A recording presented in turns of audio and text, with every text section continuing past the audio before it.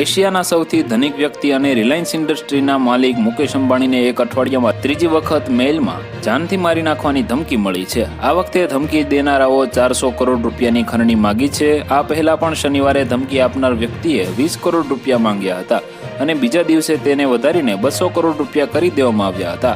આ વખતે મેલ ઉપર ધમકી આપનાર વ્યક્તિએ 400 કરોડ રૂપિયાની માંગણી સાથે એમ પણ કહ્યું છે કે જો પોલીસ મને શોધી શકતી નથી તો મારી ધરપકડ નહીં કરી શકે। આ ઈમેલ પણ એ જ એડ્રેસ પરથી આવ્યો છે જેમાં અગાઉના 2 ઈમેલ આવ્યા હતા। મુંબઈ પોલીસે હજુ પણ ઇન્ટરનેટ પ્રોટોકોલ એટલે કે 2 જૂના ઈમેલ આઈપી એડ્રેસ શોધવાનો પ્રયાસ કરી રહી છે।